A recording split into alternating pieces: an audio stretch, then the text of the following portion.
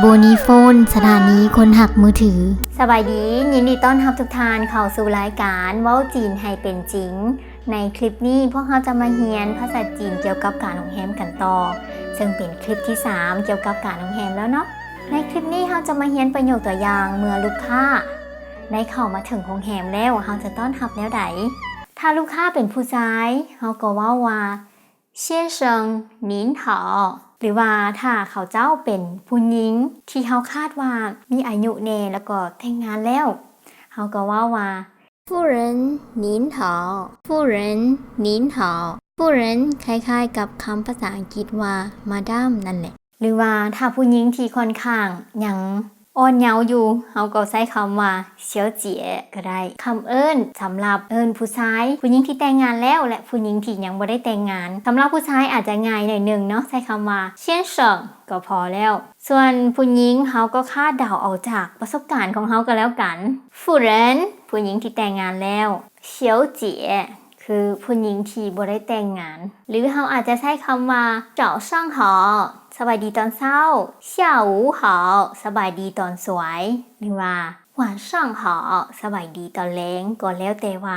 เขาพบกันในโอกาสใดลูกค้าเข้ามาในโอกาสใดในการกล่าวคำทักทายกับลูกค้านี่แต่ละโรงแรมก็จะมีแพทเทิร์นที่แตกต่างกันเขาก็ไปเรียนรู้จากผู้มีประสบการณ์ในโรงแรมของเขาว่าเขาเจ้า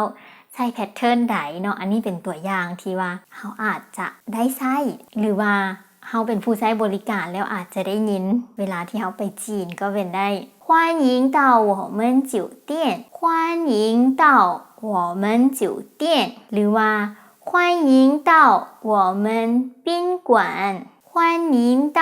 我们宾馆欢迎ยินดีต้อนรับ到แปลว่าฮอด我们พวกเขาจิ๋วเตี้ยนโรงแรมหรือว่าปิ้นกวนก็แปลว่าโรงแรมเช่นกัน欢迎到我们酒店ยินดีต้อนรับสู่โรงแรมของพวกเขา有什么可以为您服务有什么可以为您服务有什么มีหยัง可以สามารถ为您为แปลว่าเพื่อหรือว่าสำหรับนิ้นทานเว่ยนิ้นเพื่อทานสำหรับทานฟูคำนี้เป็นคำที่สำคัญหลายในเรียกงานการท่องเที่ยวการโรงแรมและอุตสาหกรรมบริการทั้งหลายฟูบริการ有什么可以为您服务มีอย่างที่พวกเขาจะสามารถให้บริการทานได้บ่มีอย่างให้พวกเขารับใช้เนาะลูกค้าอาจจะว่า我想入住酒店我想入住酒店คอยต้องการเช็คอิน入住เราได้เรียนไปแล้วในคลิปก่อนหน้านี้入住เช็คอินหรือว่าเข้าพัก我想入住酒店คอยต้องการเข้าพัก请问您有几位请问ขอเรียนถามขอถาม您有几位จีแปลว่าจักเว่ยแปลว่าทานเป็นคำที่สุภาพเนาะแทนที่เขาจะถามว่า你们有几个人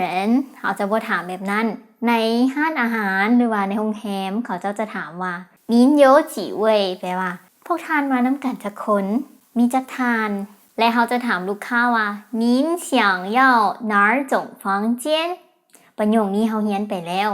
ในคลิปที่แล้วเช่นกัน您想要哪种房间ทานต้องการห้องพักประเภทใดทานต้องการห้องพักระดับใดแบบใดและลูกค้าอาจจะบอกว่า双人房单人房เขาก็เรียนไปแล้วเนาะถ้าเขาต้องการให้ลูกค้ารอท่าเขาจะว่า请稍等请稍等กรุณารอท่า请กรุณา稍等แปลว่ารอท่าจักบึดหนึ่งกรุณารอท่าจักบึดหนึ่ง请稍等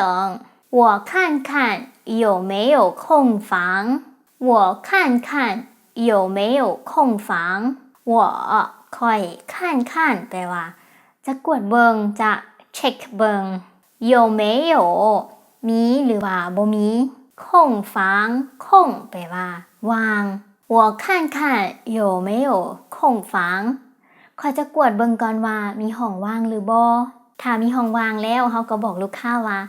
请您登记好吗请您登记好吗登记แปลว่าลงทะเบียน好吗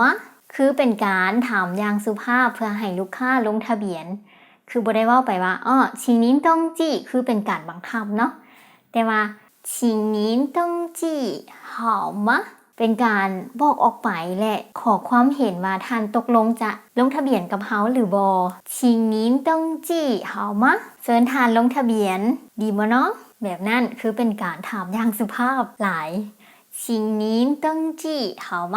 นั่นคือประโยคตัวอย่างเมื่อเวลาที่ลูกค้า walk in เข้ามา